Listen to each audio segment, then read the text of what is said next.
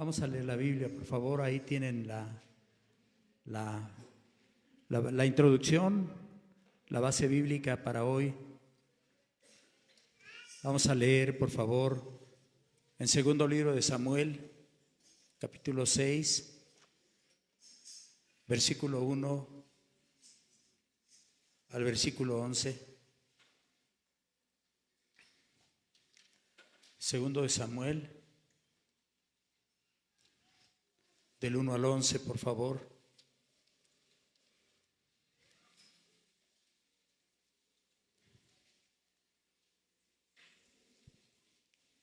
Les quiero decir que voy a estar dando solamente mucha información respecto al acontecimiento, al tema que tenemos para hoy, como imitando a los filisteos, y las aplicaciones las haré al final, porque tiene mucho que ver con la iglesia en todo tiempo. Pareciera que no, por el tiempo, por los siglos, todo, pero no, tiene mucho que ver. En segundo de Samuel capítulo 6, versículo 1 al versículo 11, dice la Biblia: David volvió a reunir a todos los escogidos de Israel, 30,000, y se levantó David y partió de Baala de Judá con todo el pueblo que tenía consigo para hacer pasar de allí el arca de Dios, sobre la cual era invocado el nombre de Jehová de los ejércitos que mora entre los querubines. Pusieron el arca de Dios sobre un carro nuevo y la llevaron de la casa de Abinadab, que estaba en el collado, y Usa y Ahío, hijos de Abinadab, guiaban el carro nuevo.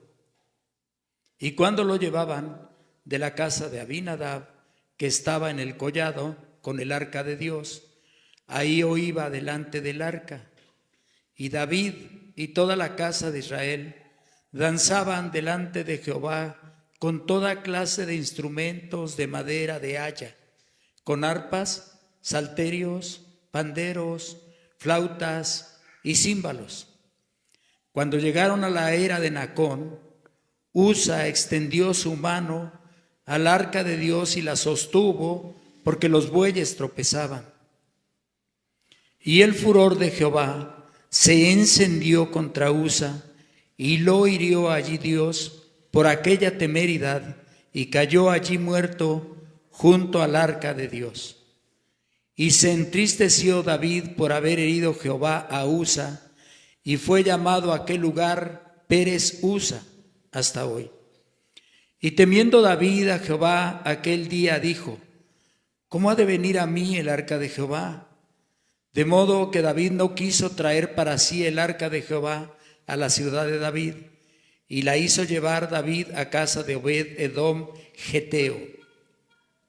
Y estuvo el arca de Jehová en casa de Obed-edom Geteo 3 meses, y bendijo Jehová a Obed-edom y a toda su casa. Momentos importantes de gran gozo, de gran bendición. David había decidido trasladar el arca, como ya lo leímos, llevarla a lo que hoy se conoce todavía como la ciudad de David. Había preparado un espacio muy especial, habían santificado un lugar para que se pudiera traer el arca del pacto de Jehová. Entonces, o arca de la alianza también le decían. Entonces dice que llamó a la gente y colocaron el arca en un carro nuevo y la llevaban, y en medio de todo eso una gran fiesta, una grandísima celebración. Las danzas, la música, todo, de verdad, debe de haber sido un espectáculo impresionante. Llegaba a todos lados, llegaba a todos los lugares. Debe de haberse escuchado eso, quizás a decenas de kilómetros, porque era algo muy especial. Pero de pronto aquí vemos que ocurre una tragedia, algo muy triste, muy lamentable. Dice que recogen el arca de la casa de Abinadab, y de repente los bueyes tropezaban y obviamente el carro o la carreta, digámoslo así, se sacudía como si se quisiera voltear. Y los dos hijos de Abinadab guiaban el carro. Entonces uno de ellos, como pensó que el arca podía caer, la tocó, la sostuvo. Y ante los ojos de todos quedó herido. Cayó y cayó muerto. La fiesta se terminó, obviamente. Cuánto llanto, dolor, cuánta tristeza. Qué lamentable que eso haya acontecido. Usa, el que murió, no era un mal hombre. El arca de la alianza o el arca del pacto, como les dije ya, había durado en su casa 20 años. O sea, en la casa de su padre Abinadab, el arca había durado 20 años. Lo dice en 1 de Samuel capítulo 7. 1 de Samuel capítulo 7. Sí quiero que lo leamos. Versículos 1 y 2. Dice: vinieron los de Kiriat Jearim y llevaron el arca de Jehová y la pusieron en casa de Abinadab, situada en el collado, y santificaron a Eleazar su hijo para que guardase el arca de Jehová. Desde el día que llegó el arca a Kiriat Jearim, pasaron muchos días, 20 años, y toda la casa de Israel lamentaba en pos de Jehová. 20 años.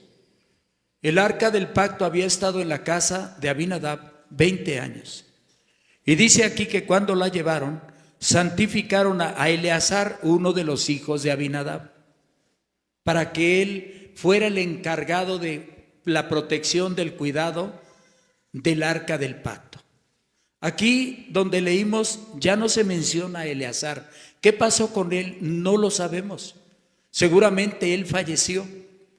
Por eso él no estaba al cuidado del arca ya en ese momento, aquí en los versículos de introducción que tuvimos. Él ya no se menciona. Se mencionan a otros dos de los hijos de Abinadab, Usa y Ahío, los que guiaban el carro. Entonces, él no era mala persona. Usa no era una mala persona, era temeroso de Dios. Estaba guiando y porque los bueyes tropezaban y él pensó que el arca del pacto podía caer, la sostuvo con su mano y en ese momento cayó muerto, cayó como fulminado. Todo paró, la sorpresa de 30,000 dice ahí. Los llantos, los gritos de desesperación, David mismo como rey, espantado, asustado quedó. Y como dije hace 8 días, no, hace una semana, a veces como que pensamos que Dios es cruel, como que Dios es un Dios malo. Y les mostraba yo la semana pasada que Dios no es así, que si Dios condenó a los hebreos a vagar 40 años en el desierto hasta que todos quedaran muertos, una generación completa quedaran muertos en el desierto, pues entonces iban a poder entrar a la tierra prometida. Y no hay injusticia en Dios. Y lo mostré con versículos de la Biblia que no hay injusticia en Dios. Incluso Moisés y Aarón no pudieron entrar a la tierra prometida, por lo que lucharon durante 40 años, por lo que insistieron durante 40 años, por lo que sufrieron en el desierto, los ataques del pueblo, las ofensas, los agravios. ¿Cuántas veces los quisieron apedrear para matarlos?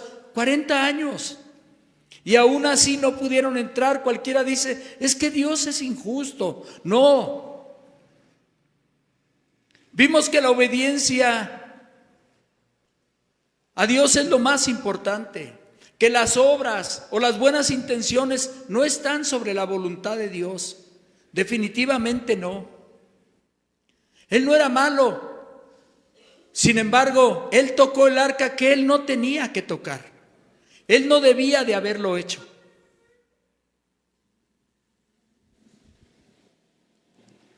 Y vamos a ver cómo debía ser llevada el arca de Jehová. No era en un carro. No era. Tenía que ser trasladada de una manera que Dios había dicho. No que se lo inventó Moisés o se lo inventó alguien. Dios había dicho cómo debía de ser trasladada el arca y eso no se estaba llevando a cabo. En primer libro de Crónicas, capítulo 15, primer libro de las Crónicas, capítulo número 15, vamos a leer ahí versículos 12 al 15, porque es lo mismo, es de lo que estamos hablando.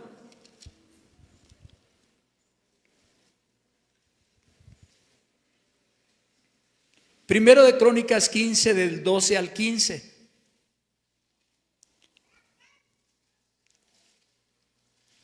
¿Lo tienen, hermano?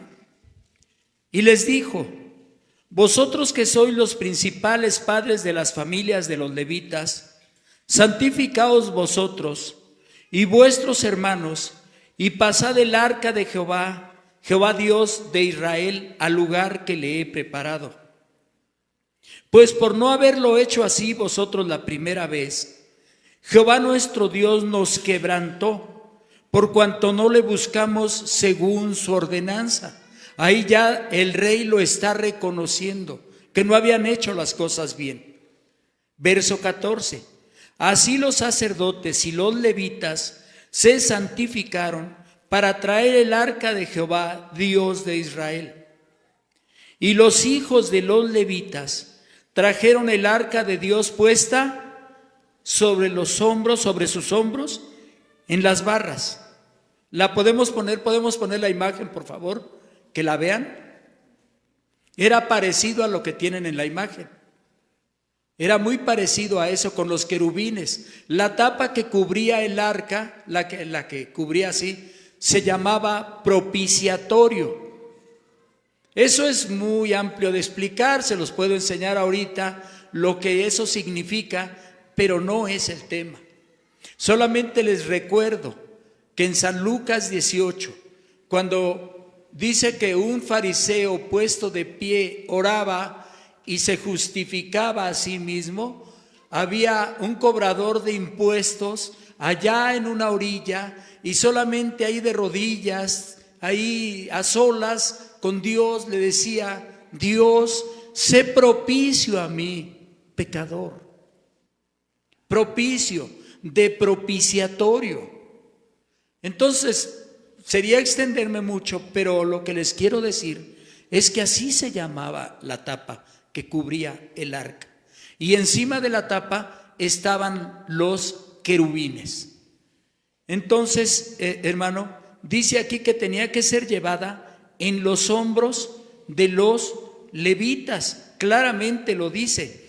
Verso 15, y los hijos de los levitas trajeron el arca de Dios puesta sobre sus hombros en las barras. Por eso ven que tiene unas barras ahí, como lo había mandado Moisés, conforme a la palabra de Jehová. No podían tocar el arca, hermanos, que se entienda. Por eso tenía las barras.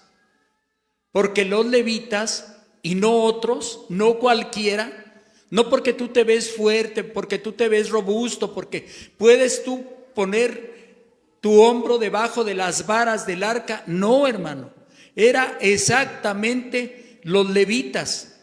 Pero vamos más al fondo, porque luego nos quedamos con eso. Bueno, y de paso les digo algo, que les quede claro, hermano.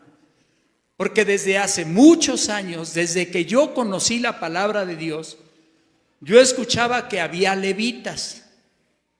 Yo decía: ¿hay levitas? ¿Y qué es eso? Bueno, pues ya fui entendiendo poco a poco, con el paso del tiempo, quiénes eran los levitas, por qué eran los levitas. Bueno, los levitas eran la clase sacerdotal, eran descendientes de Leví. ¿Quién era Leví? El tercer hijo de Jacob con Lea. ¿Y quién era Lea? Su esposa, su legítima esposa, pero era una mujer rechazada, despreciada. A preferencia de Jacob hacia Raquel, la otra era rechazada, y Dios, al ver su rechazo, le dio hijos a ella y a Raquel no.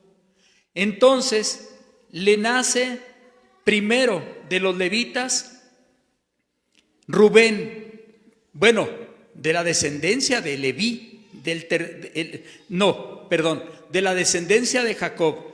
Le nace primero Rubén y luego Simeón, el tercero fue Leví y el cuarto fue Judá. Ya después vinieron otros, pero yo nada más me refiero a estos. Entonces el tercero fue Leví. De la descendencia de Leví, en Egipto, allá se multiplicaron, estuvieron cautivos durante 400 años. Y luego después de esa misma descendencia, ellos eran exactamente los escogidos por Dios para trasladar el campamento de Dios, ¿sí? el templo de Dios, el tabernáculo de Dios en el desierto. Los levitas, escúchelo bien, que quede claro, solamente los levitas. Y como yo le dije que escuchaba desde entonces, desde hace varios años, que había levitas, me fui enterando que los levitas eran los que suben a la plataforma a tocar y cantar, los levitas. Entonces, pues yo ya que los levitas, hermano, de levitas no tienen absolutamente nada. Los levitas tienen que ser descendientes de Leví. Tienen que ser descendientes de él hasta el día de hoy para ser llamados levitas. El hecho de que se suban y toquen y canten no los hace levitas. Eso no existe. Cuando ustedes oyen que van a cantar y van a tocar los levitas por aquí y por allá, no son levitas, no son hebreos, no son de la descendencia sacerdotal, de la casta sacerdotal que viene desde Aarón, el primer sacerdote. Eso no es verdad. Pero no, pues la gente se acostumbra. Y a cualquiera que se sube y toca una guitarra, un piano, lo que sea, es un levita. Eso no es así. Los levitas eran ellos. Eran los descendientes de Leví. Vamos a Números capítulo 7, versículo 1 al 9. Les dije que les iba a estar dando información. Hoy traje otra Biblia, me cuesta trabajo en ocasiones cuando cambio, pero es que la que uso normalmente se me estaba complicando mucho porque es de estudio. ¿Quiénes exactamente? ¿Los descendientes de Leví debían de llevar el arca? Sí, pero ¿quiénes? Exactamente ¿quiénes eran? Dice Número 7, del 1 al 9, dice: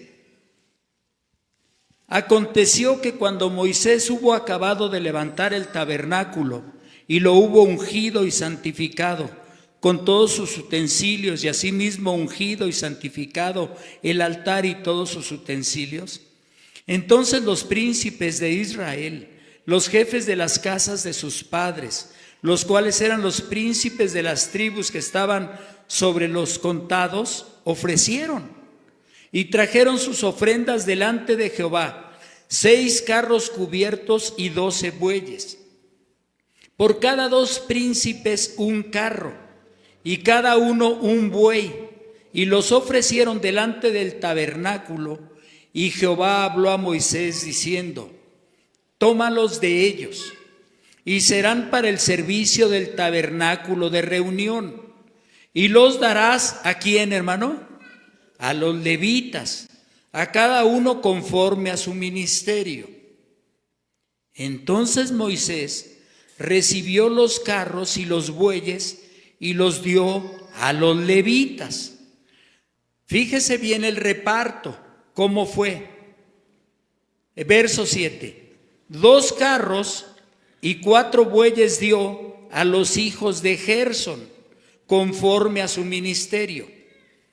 Y a los hijos de Merari dio 4 carros y 8 bueyes, conforme a su ministerio, bajo la mano de Itamar, hijo del sacerdote Aarón. Pero a los hijos de Coat no les dio, porque llevaban sobre sí en los hombros el servicio del santuario. Aquí tenemos exactamente quiénes eran los que deberían de llevar el tabernáculo de Dios en el desierto. Porque recuerden, ellos duraron 40 años vagando en el desierto, pero no toda la vida iban caminando. Acampaban durante cierto tiempo, durante meses o no sé yo si un año o dos, no lo sé. Pero de repente se manifestaba la nube de Dios indicando que tenían que levantarse de ahí e ir a otro lugar. Entonces se levantaban todas las tiendas, pero los levitas tenían que levantar el tabernáculo de Dios. Y aquí vemos que los principales de las 12 tribus decidieron hacer una ofrenda y ofrendaron 6 carros cerrados, 2 por cada príncipe, más bien un carro por cada 2 príncipes, pero no solamente eso, también 12 bueyes. Y se repartieron los 6 carros. Se les dieron a los de ahí ya viene lo bueno, porque los de Leví tenían que ser hijos de ya descendientes, unos de uno de sus hijos que se llamó Gerson, otro se llamó Merari y el otro se llamó Coat. Ya ellos, esos que le estoy mencionando, murieron en Egipto siglos atrás. Sin embargo, era la descendencia de Gerson, Coat y Merari, los 3, de esos 3, los encargados de llevar el tabernáculo por el desierto. Entonces, cuando era necesario, cuando ya tenían los bueyes y los carros, Moisés los repartió. Y a los descendientes de Gerson les dio 2 carros y 4 bueyes. Cada 2 bueyes jalaban un carro. A los de Merari les dio 4 carros y 8 bueyes. Se acabaron, se acabó, ya no quedaba nada. Pero a los de Coat o coatitas, como les decían, a los de Coat no les dio nada, nada. ¿Por qué? Según su trabajo. ¿Cómo llevaban ellos el tabernáculo? Los de Gerson, ellos llevaban todo lo que era pieles, cortinas, todo lo que se ponía como encima del tabernáculo de reunión para cubrirlo, todo. Fuera de tela, fuera fabricado, todo lo fabricaban ellos, claro, en el desierto. O era de pieles, las puertas, todo lo que era telas y pieles, ellos lo trasladaban. Entonces, como no pesaba tanto, si está pesadísimo, muchísimo, muy pesado, les dieron 2 carros, con 2 carros para que ellos trasladen todo esto en el desierto. Con esto es suficiente, que se lo lleven en sus 2 carros y sus 4 bueyes. Aquí está. Pero los de Merari, los descendientes de Merari, ellos llevaban las basas, las columnas, hermano, no, ellos llevaban muchísimo llevaban ellos, hermano. Déjeme decirle que ellos, los de Merari, a ver aquí, las basas, las columnas, los postes y las barras. Entonces no era sencillo, porque llevaban postes grandes. Los que han visto las fotos del tabernáculo lo sabrán, los que han estudiado la Biblia, los que la han leído lo sabrán. Entonces, les dieron 4 carros porque lo que ellos trasladaban era pesadísimo, muy pesado. Y en cambio, a los de Coat no les dieron nada, porque ellos tenían que llevar todo lo de los vasos de Dios, los utensilios que se usaban para servir a Dios. No les dieron nada. Ellos tenían que llevar sobre sus hombros absolutamente todo, con varas y en sus hombros. Y les digo una cosa, no los podían tocar. Ninguno de los utensilios de Dios ellos podían tocar. Podían mirar, pero los cubrían primero y luego los acomodaban y los cargaban cuando era tiempo de trasladar. Ese era el orden, hermano. Entonces, en esa lógica, y no claramente aquí la Biblia lo dice, ¿quién exactamente eran los encargados de llevar el arca de Dios? Los de Coat, los descendientes de Coat, no los de Gersón, no los de Merari. Las cosas que Dios manda, como Él las manda, así exactamente se tienen que hacer. Y les voy a decir cómo lo hacían, cómo lo trasladaban. Cuando la nube de la gloria de Dios descendía y daba la orden de que el campamento se tenía que levantar y moverse, entonces, hermano, los primeros que llegaban eran los de Coat. Ellos recogían todo, recogían absolutamente todo, hermano. Ellos recogían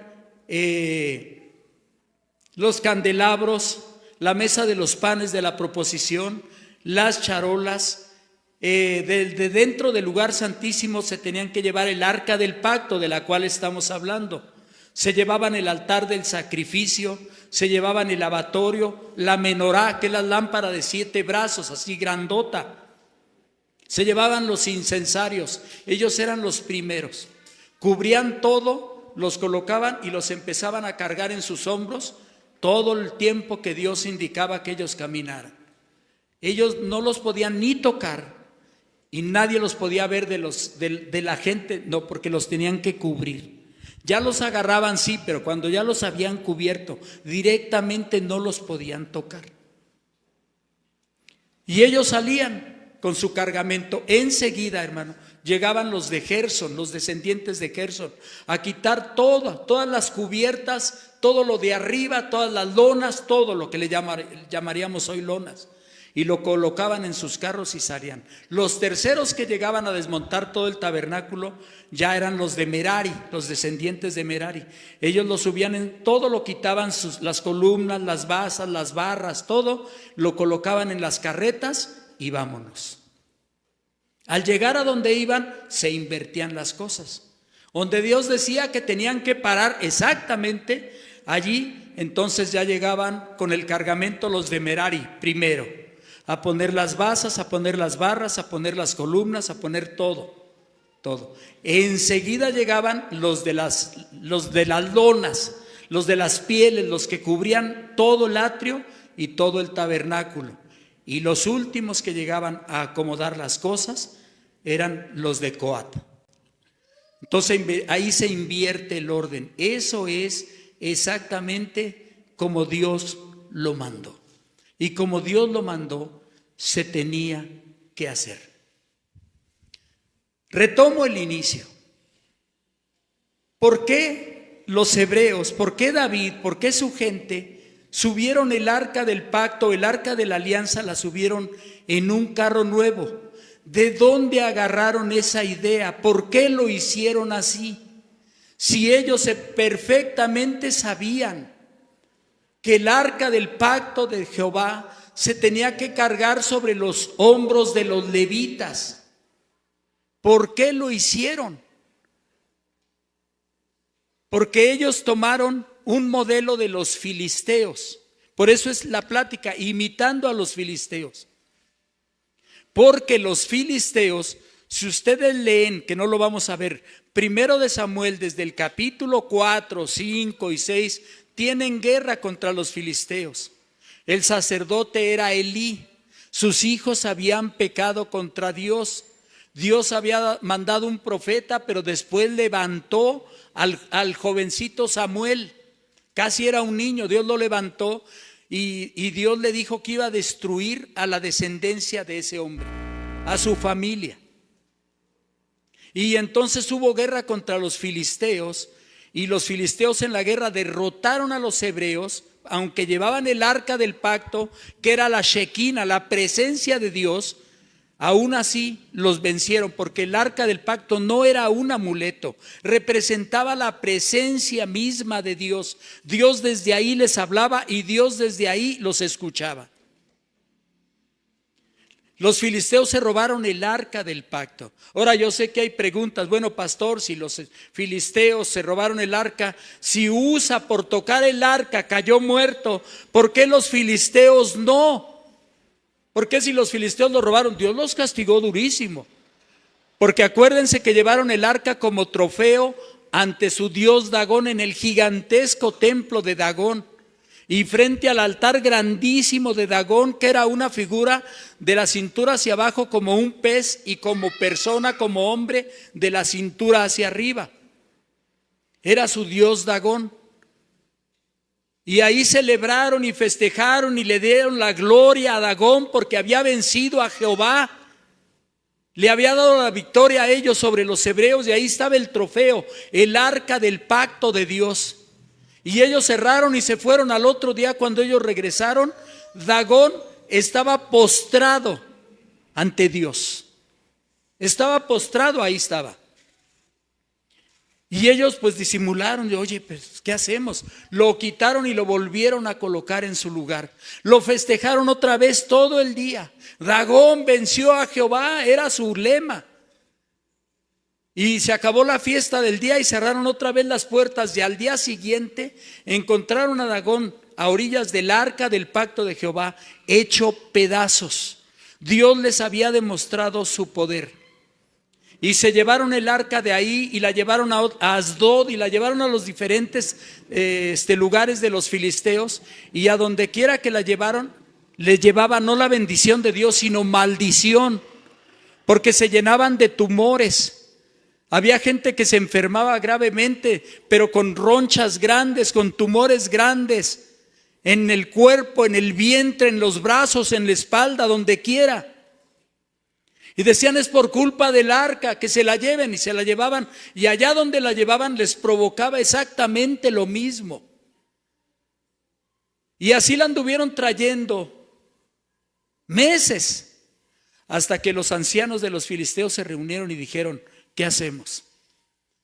A donde quiera que llevamos el arca del pacto de los hebreos, del Dios de los hebreos, hay tumores, hay enfermedades, la gente se muere. Y entre ellos consultaron y nunca faltó el que sí supiera. Y dijeron, mira, vamos a hacer una cosa, vamos a regresarles el arca. ¿Pero cómo? Y ahí vino la ocurrencia de ellos en un carro nuevo. En un carro nuevo, ahí se las mandamos. Y ya dijeron sus profetas, ¿y sabes qué? Agarren 2 vacas que recién estén criando sus becerritos, que los estén amamantando. Aún así, vamos a atarlas al arca, les quitamos sus becerritos, se las atamos en el arca y que se vayan. Y vamos a seguirlas. 6 príncipes de los filisteos se fueron siguiendo el arca.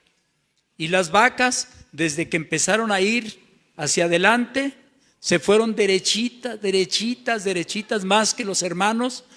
Y sí, caminaron más derecha que muchos de los que están aquí hoy. Y cuando las vieron los de Bet-Semes, dijeron, el arca del pacto de Jehová. El arca del pacto. Y ahí la recibieron. Ellos ofrecieron esas 2 vacas en sacrificio a Dios y la madera del carro para encender el fuego. El arca había regresado. Y los 6 príncipes de los filisteos que iban atrás desde lejos viendo, dijeron, bueno, ya nos deshicimos del arca, ya la tienen ellos, ya está del lado de los hebreos. Y ellos se regresaron. De allí, hermano, se tomó el modelo de trasladar el arca. Por eso les pasó lo que les pasó. Por eso David dijo, por no haberlo hecho así la primera vez, nos sucedió lo que nos sucedió. Por eso Usa, no solamente él fue el que murió, porque él fue el que tocó el arca, pero el daño ya estaba hecho. Y era porque no llevaban el arca del pacto de Dios en los hombros de los levitas. Si así hubiera sido, la fiesta nunca se hubiera terminado. Hubieran llegado al lugar que David le había preparado. David mismo se espantó y dijo, no, es que esto no puede ser. Más adelante llamó, ya cuando el arca es trasladada a su lugar, llamó a los levitas, llamó a los sacerdotes, llamó a la gente que pensaba, a la gente muy inteligente ahí de Israel, y principalmente se santificaron, llegaron a un acuerdo, a un consenso, y dijo David, por cuanto no hicimos las cosas bien, esta vez vamos a hacerlas bien. Y que los levitas se santificaran todos los días, muchos días, delante de Dios, en la presencia de Dios, con sus trajes sacerdotales y todo eso, y fueron y trajeron el arca del pacto de Dios sobre los hombros de los levitas, como se deben de hacer las cosas. Espero que me hayan entendido lo que les acabo de decir. De ahí agarraron el modelo de un carro nuevo y Dios no dijo que se trasladara el arca de esa manera. Las aplicaciones. La primera, las buenas intenciones, hermano. Las buenas intenciones, porque Usa no quería que el arca cayera. Esas son buenas intenciones. Pero las buenas intenciones no están sobre la soberanía de Dios. Las buenas intenciones no están sobre la obediencia a Dios. No puede ser, hermano. Dios no se agrada de las buenas intenciones. Aquí en Números, atrasito, en el capítulo 4,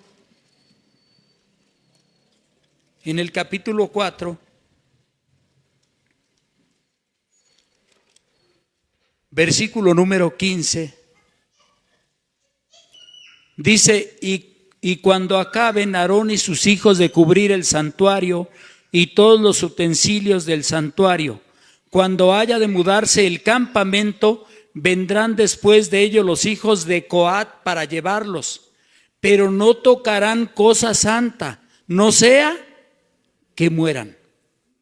Estas serán las cargas de los hijos de Coat en el tabernáculo de reunión. No la toquen, no toquen nada, porque van a morir. ¿Había buenas intenciones? Sí había buenas intenciones. Muy buenas intenciones, pero si dice Dios, no toques cosa santa, porque el que la toque va a morir. Se cumplió, hermano. Dios no es injusto.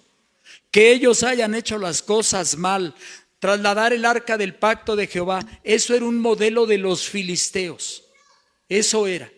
Y te repito, hermano, las buenas intenciones no están sobre la soberanía de Dios. Las cosas se tienen que hacer como Dios manda, como Dios lo ha dicho, no como a uno le guste, como a uno le parezca. Por eso, hermano, yo estoy completamente en contra de lo que están haciendo en muchos lugares, con bailarinas en la plataforma, con luces así como las del mundo, que no sabes si es un concierto de los Tigres del Norte o es un concierto de los Hermanos, con grandes plataformas, con humo sobre las plataformas. Ya no hay ningún respeto, se ha copiado el modelo filisteo, el modelo del mundo, se ha copiado, se ha imitado.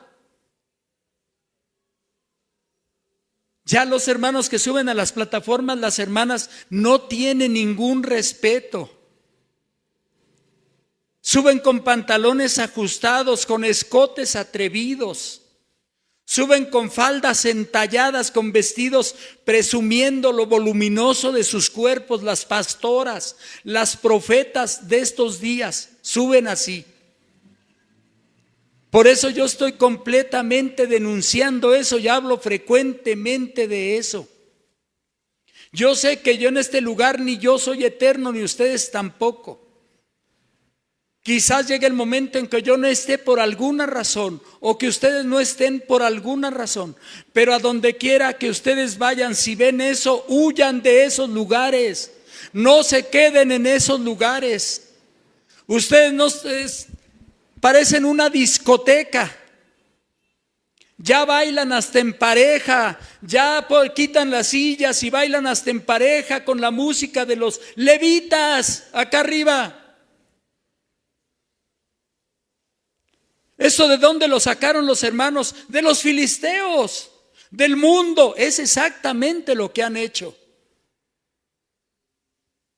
¿Sabes, hermano?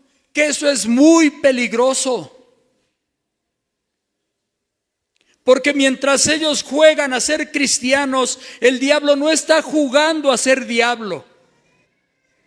Y mientras la iglesia se entretiene, mientras la iglesia se divierte, hermano, en cualquier momento el diablo te quiebra el espinazo. Si tú no eres seria, si tú no eres serio en tu búsqueda de Dios, el diablo te va a hacer pedazos cualquier día.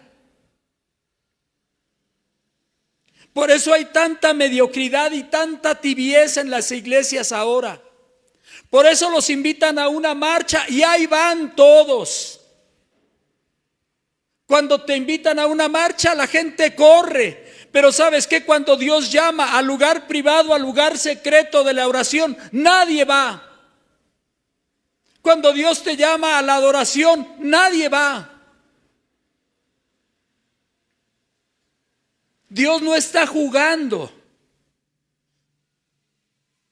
Dios está viendo cómo la iglesia cada día más se hunde en las prácticas de los filisteos, en las prácticas de este mundo, copiando el estilo del mundo.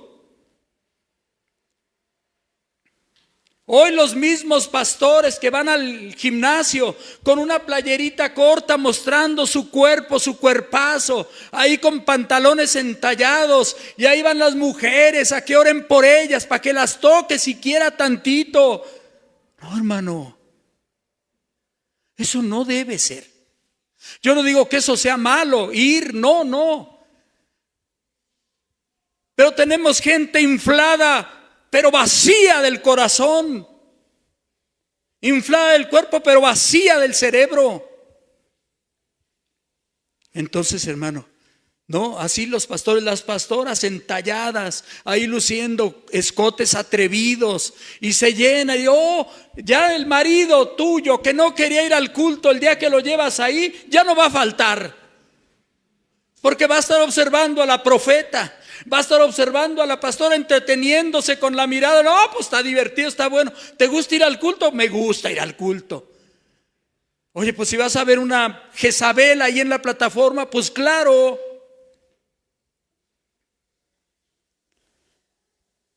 Pero cuando los llaman a la oración, no.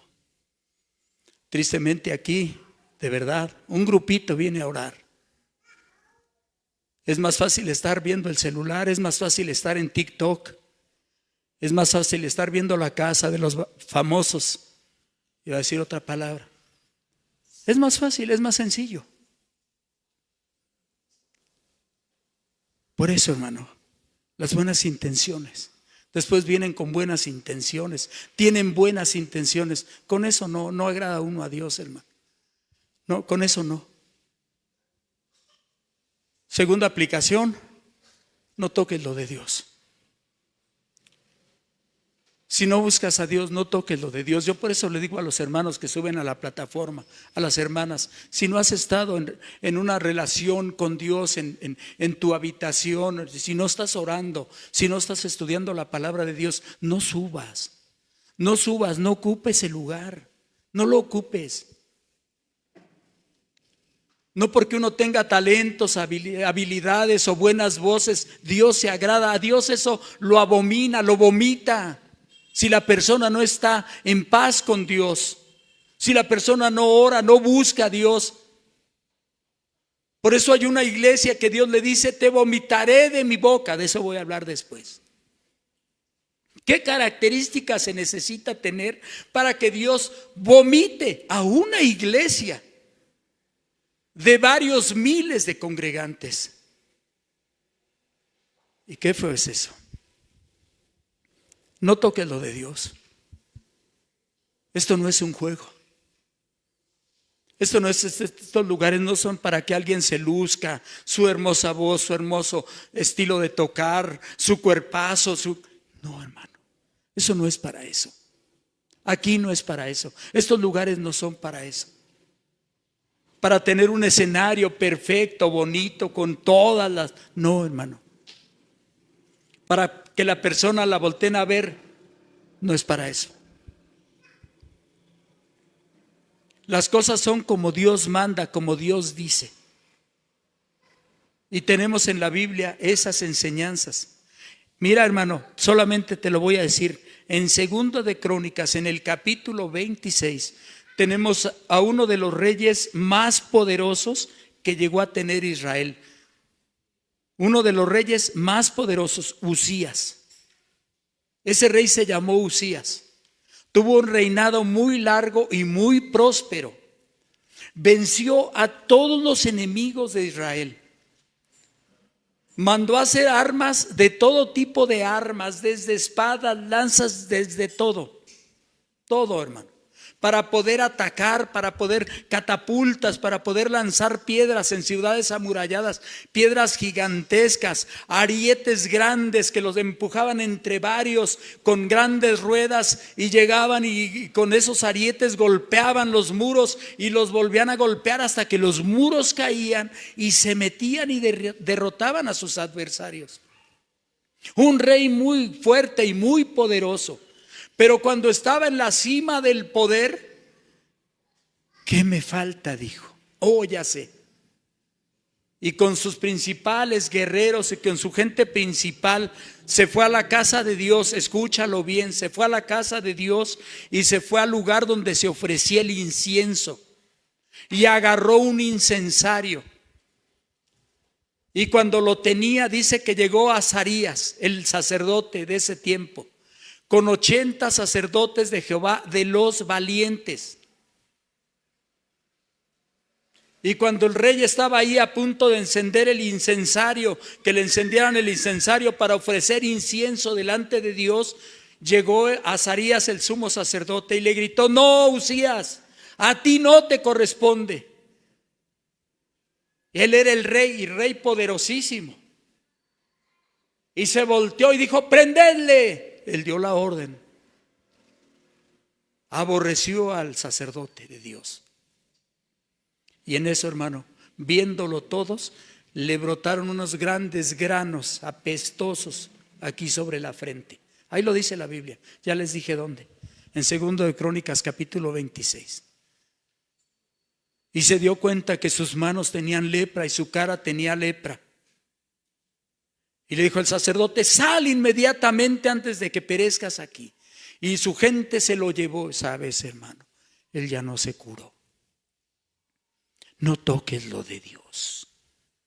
Lo de Dios es santo. Lo de Dios no se toca a la ligera. No se hace a la ligera. Por eso tú aquí puedes ver que no cualquiera que llega a la siguiente semana ya está predicando aquí. No, hermano, no. Son años. No es fácil, no es a la ligera.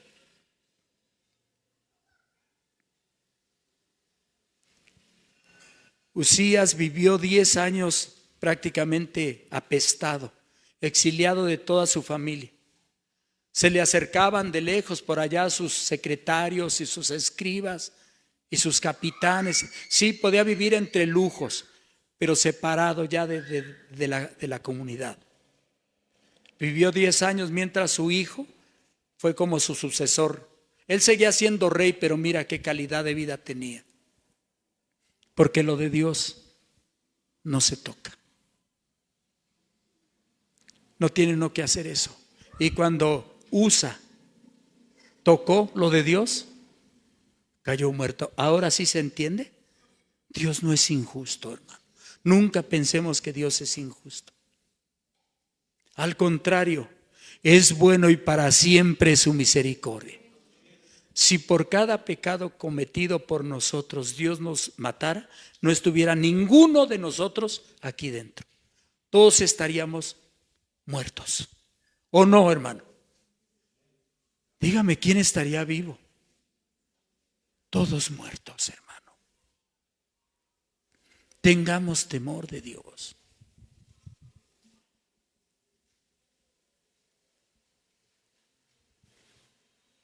¿Sabes, hermano? El carro nuevo son las mejores intenciones. Bonito, adornado. Quizás trajeron desde el Líbano, cedros del Líbano, para que estuviera maravilloso. Si tú quieres, con grandes adornos de oro, los mejores para trabajar el acero, lo mejor de lo mejor. los bueyes más fuertes que pudieron encontrar en todo Israel, que esos bueyes jalen el carro, porque viene la presencia, la Shekinah, la gloria de Dios allí. Pero eso no pasa de ser buenas intenciones. Es que siento en mi corazón, espérate a ver si es de Dios. Te voy a decir algo y no es que me vaya yo a ser el muy santificado ni nada. Yo soy imperfecto y pecador como cualquiera de ustedes. Pero hace tiempo que yo no participaba, meses, en venir a tocar aquí a este lugar. Me subo a predicar, pero tocar no. Y me decía el pastor, dice, papá, pues tú estás en el grupo, participas en pues lo que participamos económicamente para el mantenimiento del cuerdas, cables, micrófonos, todo eso. ¿Por qué no participas? Espérame, yo te aviso. Y me decía Juan, ¿qué pasó, suegro? Pues ¿cuándo? Iba a mi casa, pues vamos a ensayar, pues vente Juan, te vamos a ensayar un ratito. Y otra vez, pero ¿cuándo pasa? Y otra vez, pero pues ya pasaron todos y usted no ha pasado. ¿Sabes qué estaba haciendo, hermano? Orando a Dios. Porque dije, yo mismo me hice una pregunta, voy a pasar a tocar, ¿qué pretendo? Si cantantes hay muchos, si músicos hay muchos, ¿por qué tendría que pasar yo? Ah, porque te gusta hacerlo. ¿Y solo por eso? ¿Porque me gusta? ¿Se vale? No. ¿Cuál es mi propósito? ¿Ensayar y luego hacer arreglos para que digan, oh, qué bonito toca? No, hermano. Porque la carne así es, nos inclina a hacer las cosas. Pero son buenas intenciones, no pasa de ser buenas intenciones que Dios vomita.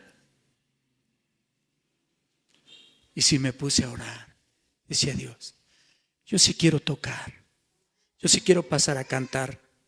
Ya no soy el mismo de antes que cantaba. Desde que me dio COVID en el 2020, mis pulmones de repente ahí me ven agitado, hasta en mi casa, de repente ya no queda uno bien. Es más, la gente murió un año después, 2, 3, 4, 5 años. Siguen muriendo por lo mismo.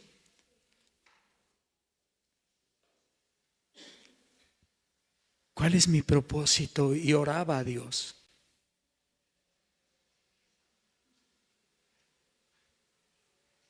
Hasta que llegué a una conclusión, yo quiero darle la gloria a Dios. Con mi voz, con mi guitarra y con los hermanos. Ese es mi propósito. Darle la gloria a Dios. Que solamente Él lo merece. Porque sabes que la madera es una figura de la carne. Estudia la Biblia y te vas a dar cuenta, la madera es una figura de la carne. Y la carne no puede agradar a Dios. No lo agrada, no lo agradará nunca, hermano. Por eso la Biblia dice, Pablo a los romanos, andad en el Espíritu y no satisfagáis las obras de la carne.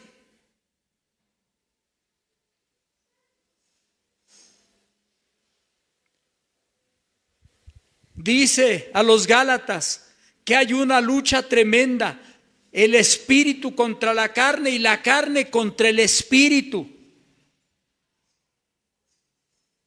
Porque Dios te llama a orar, pero la carne te llama a ver TikTok. La carne te llama a ver las series de Netflix. La carne te llama a ganar dinero por aquí o por allá. La carne te deja en tu casa y no venir a la reunión.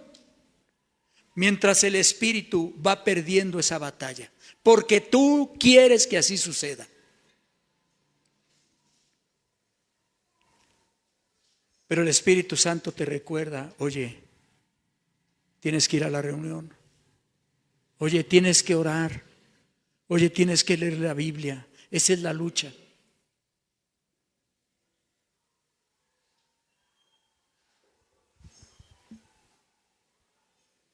No toques lo de Dios ni tengas muy buenas intenciones. Y el carro nuevo, pues ¿qué te puedo decir? Ya lo dije, las mejores intenciones.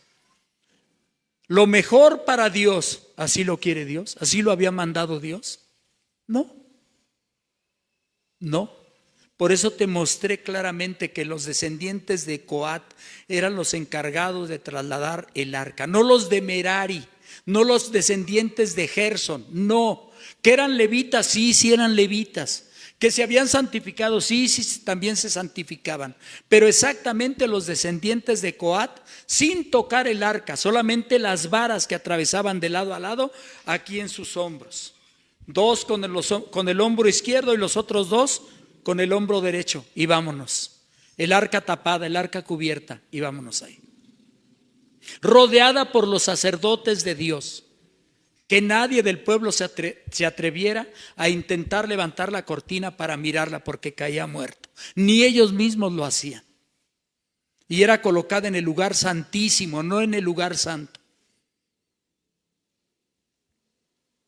Ese era el riesgo. ¿Por qué? Porque así lo mandó Dios. Y estando en el lugar santísimo el arca, el sumo sacerdote de ese año solamente entraba una vez al año, con sus atuendos, con la sangre de un cordero, en un lebrillo, con campanillas en los bordes de su vestidura, con el urim y el tumim, con los pectorales, con el pectoral, 6 piedras de este lado y 6 piedras del otro lado, representando las 12 tribus. Entraba, pero ¿sabes qué? Entraba atado de la cintura con una cuerda, de manera discreta, pero finalmente la cuerda estaba por fuera. Y él entraba y oscuro el lugar. Dice la Biblia que Dios habita en la oscuridad, siendo luz. Y agarraba la sangre y metía como el hisopo, como un manojo de hierbitas, vamos a decirlo así.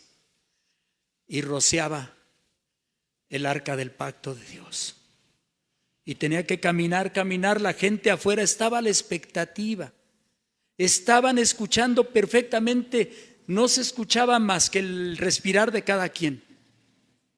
Estaban escuchando que las campanillas sonaran, porque el sacerdote tenía vida todavía en la presencia de Dios. Si el sacerdote hacía algo mal, caía muerto. Y para eso era la cuerda, nadie podía entrar. Lo tenían que jalar muerto, porque algo hizo mal delante de Dios. No, si no es cualquier cosa. Por eso te digo, lo de Dios no se toca. Hoy cualquiera es levita, hoy cualquiera es profeta, hoy cualquiera es apóstol, hoy cualquiera, pura basura. No es cierto, hermano. Eso no es verdad.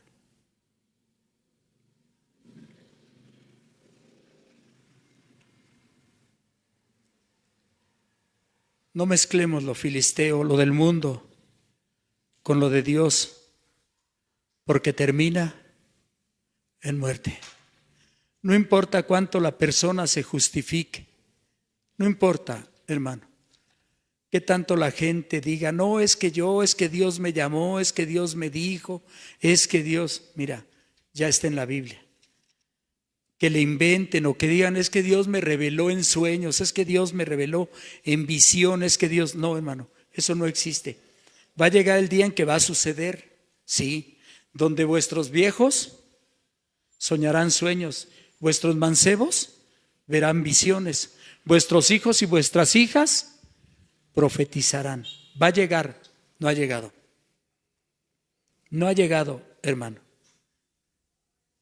A Saúl le dijeron, ve y destruye a Amalec. No dejes absolutamente nada ni a nadie con vida, porque ellos salieron a pelear contra Israel. Cuando más los necesitaron, ellos no solamente no les dejaron pasar por su territorio ni les dieron agua, salieron a pelear contra ellos, los atacaron. Y cuando ya estaba establecido Saúl como rey, Dios le dijo, ve y destruye a los de Amalec. Pero Saúl fue y destruyó. Sin embargo, trajo lo mejor de las ovejas, lo mejor de los bueyes, lo mejor de todo. Y Dios le dijo a Samuel, me pesa, me duele haber puesto a Saúl por sacerdote. Me pesa, porque me ha desobedecido. Ha traído de lo mejor de los de Amalec. Te digo, si no es Amalec, son los filisteos. Y si no son los filisteos, ya vimos el otro día a quién le copiaron el altar de Damasco. O sea, ellos lo que veían que estaba bonito lo traían al templo de Dios. Y es lo que el cristiano no debe hacer. De eso se trata. Y salió pues a encontrarlo el profeta Samuel, el juez era, pero ya no era juez, ya era rey Saúl. Le dijo: bendito seas tú de Jehová, he cumplido con todo lo que Jehová me mandó. Y Samuel le dijo: ¿qué es esto que yo escucho a lo lejos? Ese balido, esos balidos, esos bramidos de animales, ¿qué es eso que escucho? Ah, el pueblo los trajo. Los soldados lo trajeron, los guerreros conquistaron y los trajeron. No, le dijo, no me salgas con. Pero destruí a todos. No, pero Dios dijo todo y todo es todo. Con Dios no se juega, hermano. Primero de Samuel 15, 22 y 23, leo rápidamente. Y Samuel dijo: se complace Jehová tanto en los holocaustos y víctimas como en que se obedezca a las palabras de Jehová. Ciertamente el obedecer es mejor que los sacrificios, y el prestar atención que la grosura de los carneros. Porque como pecado de adivinación es la rebelión, y como ídolos e idolatría la obstinación. Por cuanto tú desechaste la palabra de Jehová, Él también te ha desechado para que no seas rey. Cuidado. Tus buenas intenciones. No, es que fíjate que lo trajimos para ofrecerlo a Jehová tu Dios. ¿Acaso Dios se complace en eso y no en que le obedezcas? ¿Dios prefiere que le des aunque no le obedezcas? No. Le dijo: no es así. Y Samuel se dio la vuelta y le dijo: ahí te quedas. Dios te ha desechado para que no seas rey. Se dio la vuelta y Saúl, el rey, lo agarró de su capa. Y la capa se partió, se rasgó. Y se volteó y le dijo: así ha rasgado Dios el reino de ti. Y se lo ha dado a tu prójimo mejor que tú.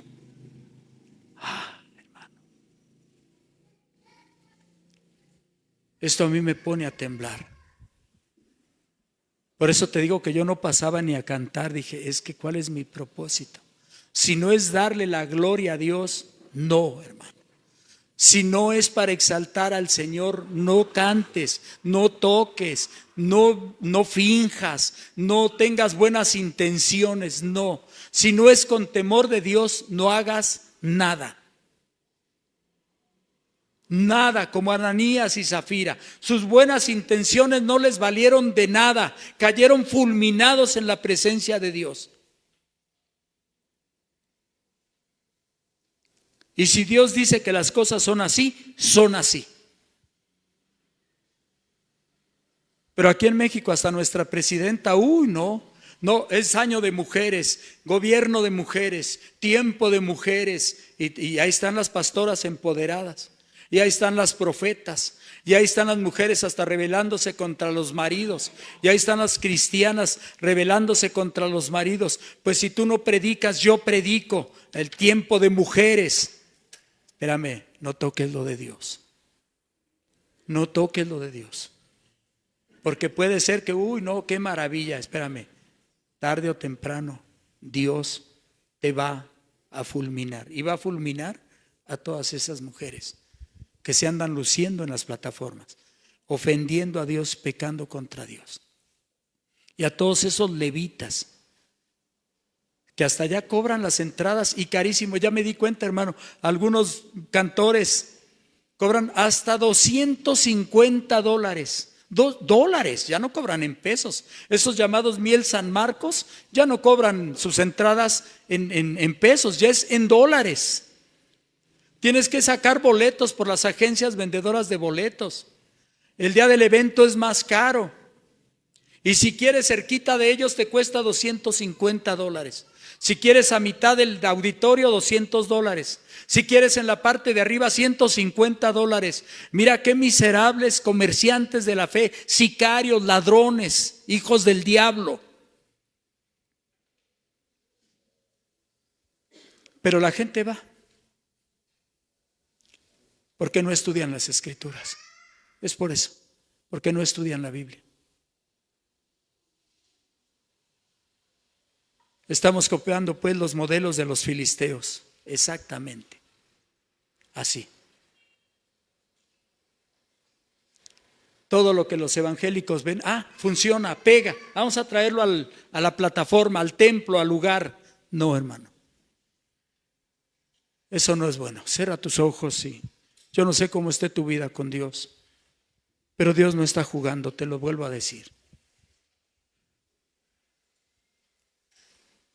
Dios no está jugando. Ni el diablo está jugando a que es diablo. Y si tú juegas a que eres cristiana o cristiano, ten cuidado.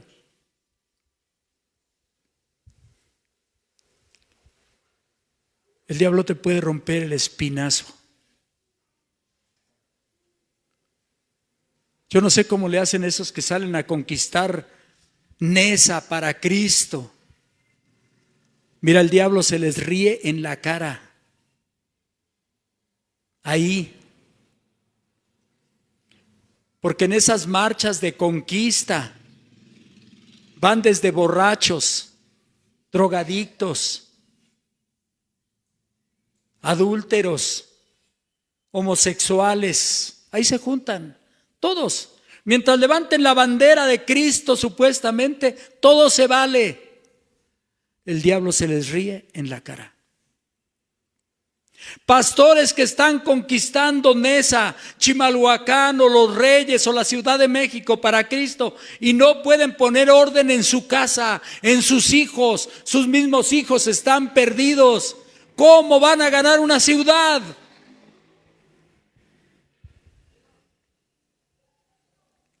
Están llevando el arca del pacto de Jehová en un carro nuevo. Madera, la carne, las mejores intenciones. No, Dios de eso no se agrada. Porque van a tocar los levitas. No existen. Y si están, yo no sé dónde están. Pero algún día van a surgir.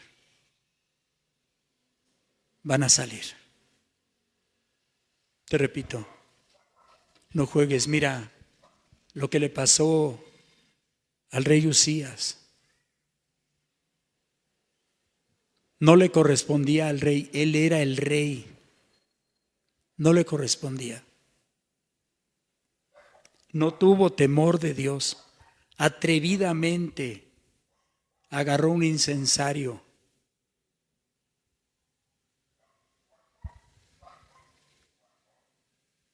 Pero Dios es muy celoso. Y si tú eres de Dios, Dios es celoso de ti. No te ensucies con lo que es de los filisteos.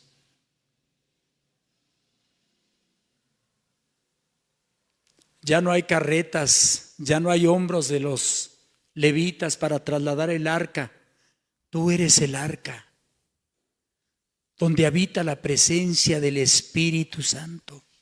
El arca donde habita la presencia de Dios. Tú eres. Estés sano o estés enfermo, tú eres templo y morada del Espíritu Santo. Eso es lo que tú eres.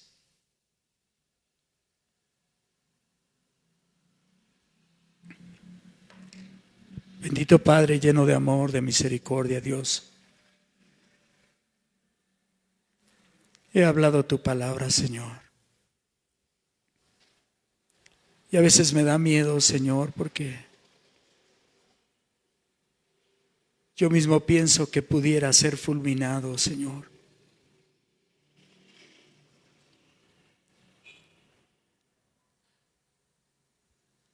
Por favor, Dios, graba tu palabra con letras de fuego en nuestros corazones, en nuestras vidas, Dios. Pon espíritu de temor en todos nosotros, Dios. Porque esta congregación necesita volver al altar de Dios. Necesita volver a llorar. Necesita estar quebrantada nuevamente como estuvimos tiempo atrás. Nuestros jóvenes, Señor, necesitan estar preparados para cuando tú les quieras dar visión, cuando tú les quieras dar profecía, cuando tú los uses como vasos o estés dispuesto a usarlos como vasos santos, apartados para ti. Nuestros niños, Señor, que a veces decimos que son el futuro, pero en realidad son el presente ya.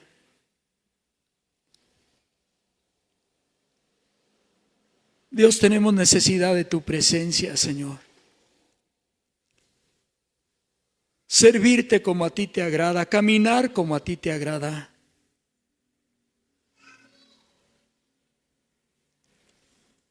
Yo sé que te hemos faltado, Señor, que hemos pecado contra ti, perdónanos. A cada hombre, a cada mujer, a cada joven, Señor. Perdónanos, Dios.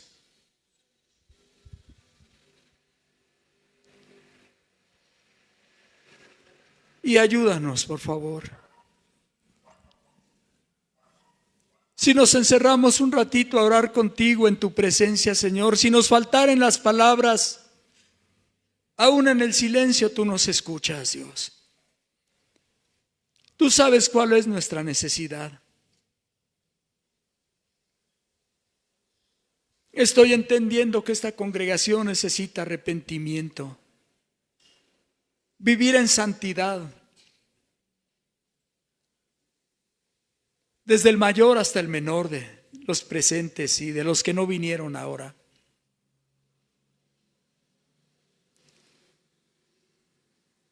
Que nuestros cantos puedan subir como aroma grato delante de tu bendita presencia, Dios. Que nuestras alabanzas sean agradables a ti, Señor. Que inclines tu oído para escuchar nuestras oraciones en cada una de nuestras reuniones que tengamos, Señor.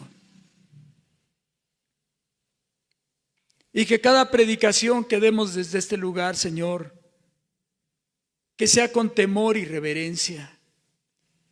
Donde tú al primero que le hablas es al que prepara el sermón. Es con el primero que tratas, conmigo, a solas. Y con cada uno de los que predican tu palabra, Señor. Aquí estamos, Dios, dispuestos a llevar el arca sobre nuestros hombros y no tocar a la ligera los vasos de Jehová, los utensilios de la casa de Dios. Santifica a tu pueblo, Señor. De verdad, Señor, te lo pido, derrama espíritu de oración sobre todos nosotros, para que todos nos podamos encerrar, cada quien en el espacio donde pueda, para clamar a ti, para llorar delante de tu bendita presencia.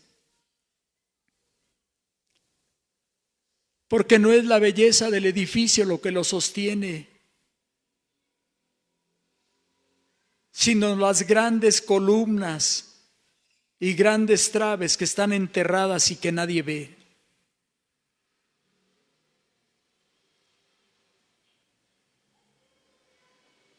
Enséñanos, Jesús. Guíanos, precioso Espíritu Santo. y bendícenos, Padre Celestial. Gracias por esta reunión y bendice la reunión que esta tarde también se va a dar en este lugar, Señor. Nuestros niños regresan a la escuela, los jóvenes, todos, desde el kinder hasta la universidad. Bendice, Señor. Bendice a los jóvenes, a las hermanas, a los hermanitos que van a la escuela. Protégelos, guárdalos. En el nombre de Cristo Jesús, Señor nuestro. Amén.